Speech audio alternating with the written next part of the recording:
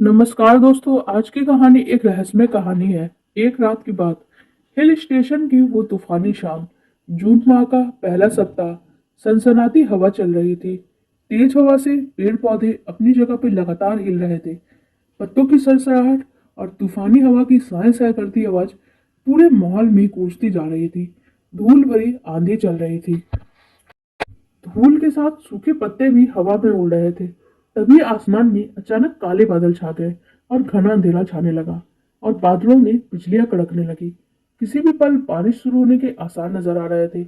इसी बीच इस hill station पर रास्ते से हटकर इंसानी बस्ती से काफी दूर स्थित वो बंगला नजर आ रहा था, जो कि काफी पुराना और उतना ही वीरान लग रहा था। बंगले की यह अवस्था देखकर कोई भी सोच में पड़ सकता था कि कोई रहता भी होगा वहां या नहीं। उस बंगले से कुछ ही दूर स्थित वह संकरा मोड़ और मोड़ के पहले संकेतक लगा हुआ था। खतरनाक मोड़, वाहन सावधानी से चलाए। ऐसी तूफानी पृष्ठभूमि पर वह बंगला और भी ज्यादा डरावना लग रहा था। तभी बिजली का भी जाना हुआ। ठीक उसी समय बंगले के फाटक के आगे एक युवा युगल आके खड़ा हो गया था। शायद इस तूफानी रात में रुकने के लिए कोई आसरा ढूंढ रहा होगा। उस युगल के पुरुष ने बंगले के फाटक को हिलाकर बजाया, किंतु हवा के इतने शोर के बीच अंदर से कोई भी प्रतिक्रिया सुनाई नहीं दी। इसलिए वह दोनों फाटक धकेल के अंदर दोनों प्रविष्ट हो गए। जंग लगे फाटक को धकेलते हुए कुछ तो जोर लगाना ही पड़ा, किंतु कर्र की आवाज के साथ फाटक खुल गया। अंदर प्रवेश करके उन्होंने बंगले की मुख्य प्रवेश द्वार पर हथेलियों से जोर से थपकियां दी। कुछ ही देर में बंगले के आउट हाउस के कमरे से खड़बड़ाहट की आवाज सुनाई दी और कमरे का दरवाजा धीरे से खुलता गया। अंदर से एक बूढ़ा आदमी धीरे धीरे बाहर आया और हाथ में थामी हुई लालटेन को युवक युवती के चेहरे पे उठाते हुए उनको देखा। कोई नवविवाहित जोड़ा मालूम होता था। हाथों में रची मेहंदी, चूड़ियां और कुछ गहने पहने लड़की स्पष्ट रूप से नई दुल्हन सी लग रही थी। उस खूब अंधेरे में उस बूढ़े को देख के किसी का भी दिल दर्द से बैठ जाता, क्योंकि उसका हुलिया ही इतना भयानक था, मानो किसी हॉरर फिल्म का अभिनेता हो वो। लंबे बढ़े हुए खिचड़ी बाल, बेतरतीब दाढ़ी, लटकते होठों के बीच छलकते काले पड़ चुके दांत, भेदती नजर, मैल से सराबोर चिकट पड़ चुके कपड़े। उंगलियों में पकड़ी बुझती आ रही बीड़ी को एक तरफ फेंकते हुए थरथराती आवाज में उसने पूछा, क्या बात है, क्या चाहिए? बाबा, क्या हम रात भर के लिए यहाँ रुक सकते हैं? वो क्या है ना कि हमारी गाड़ी खराब हो गई है, बारिश शुरू हो चुकी है और बस्ती भी बहुत दूर है। वरना कोई ना कोई मैकेनिक लेकर मैं आ जाता। रात भर सोने के लिए जगह मिल सकती तो।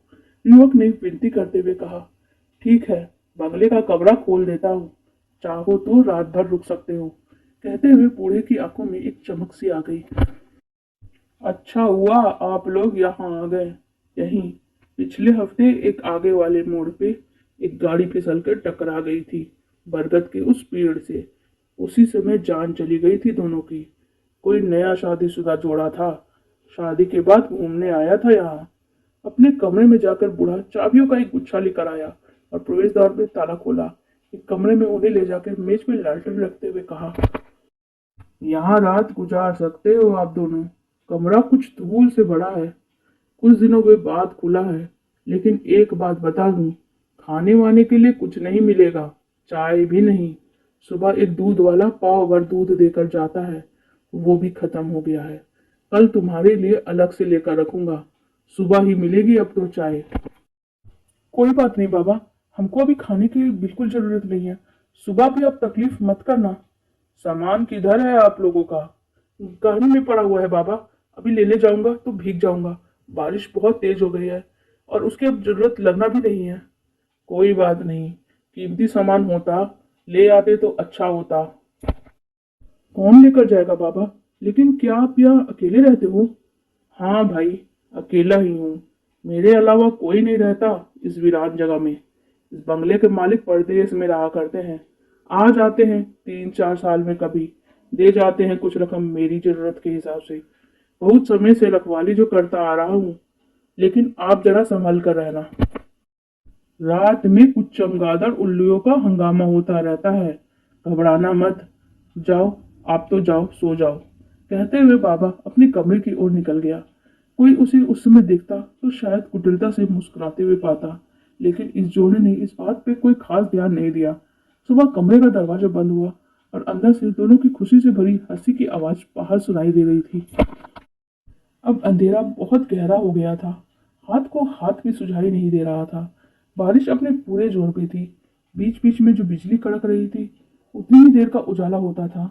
घंटे भर जोरदार बरसने के बाद अब बरसात धीरे धीरे धीमी होती जा रही थी और आखिर में बंद भी हो गई।